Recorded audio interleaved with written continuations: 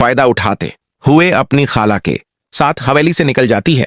जैसे ही वो बाहर आती है वो अपने जज्बात पर काबू नहीं रख पाती और गुलाम को गले लगाकर रोने लगती है। वो कहती है, गुलाम तुम जानते हो मैं तुमसे कितनी मोहब्बत करती हूं। तुमने मुझे उन जालिम लोगों के दरमियान अकेला छोड़ दिया था। अगर तुम वापस ना आते तो मैं तुम्हारे बगैर जिंदा न रह पाती। तुम मुझे अकेला क्यों छोड़ देते हो? ये सुनकर गुलाम की आंखें भी नम हो जाती हैं और वो कहता है कि मैं तुम्हें कैसे छोड़ सकता हूं संदरी, मैं भी तुम्हारे बगैर नहीं रह सकता। मैं कभी तुम्हें नहीं छोड़ूंगा। अब मैं तुमसे शादी करूंगा और तुम्हें अपने साथ ले जाऊंगा। गुलाम संदरी को यकीन दिलाता है कि उसकी दुनिया और उसकी तमाम खुशियां सिर्फ संदरी की वजह से हैं। फिर दोनों वहां से जल्दी निकलने लगते हैं कि अचानक किसी की बंदूक उन पर तान दी जाती है। ये मंजर देखकर दोनों खौफजदा हो जाते हैं और एक लम्हे के लिए खामोश हो जाते हैं। अब सवाल ये पैदा होता है कि जो शख्स अचानक सामने आया है वो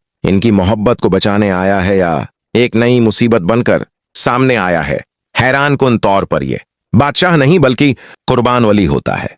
कुर्बान अली के आदमी काफी देर से गुलाम का पीछा कर रहे होते हैं और उसे हर लम्हे की खबर दे रहे होते हैं। जैसे ही उसे मालूम होता है कि गुलाम संदरी को लेकर भाग रहा है वो फौरन वहां पहुंच जाता है। अब सबके जहन में यही सवाल है कि क्या कुर्बान अली उन्हें पकड़कर बादशाह के हवाले करेगा, लेकिन हकीकत उसके बराकस है। कुर्बान अली दरअसल इनकी मदद करने आया होता है क्योंकि वो नहीं चाहता कि सनदरी दोबारा बादशाह की जिंदगी का हिस्सा बने। उसकी वजह यह है कि अब उसकी अपनी बेटी मौरख बादशाह की जिंदगी का हिस्सा बन चुकी है और वो अपनी बेटी की खुशी को खतरे में नहीं डाल सकता। वो गुलाम और संदरी को तसल्ली देता है कि तुम दोनों मुझसे डरने की जरूरत नहीं, मैं तुम्हें बादशाह से बचाने आया हूं, लिहाजा बिला खौफ मेरे साथ चलो। गुलाम हैरान होकर पूछता है कि तुम हमारी मदद क्यों करना चाहते हो? तो कुर्बान अली संजीदगी से जवाब देता है कि आज मेरी बेटी की बादशाह से शादी हो चुकी है और मैं नहीं चाहता कि किसी भी वजह से उसकी जिंदगी खराब हो। इसलिए वो फैसला करता है कि वो दोनों को किसी महफूज जगह ले जाएगा इससे पहले कि बादशाह और उसके आदमी उन्हें ढूंढ लें।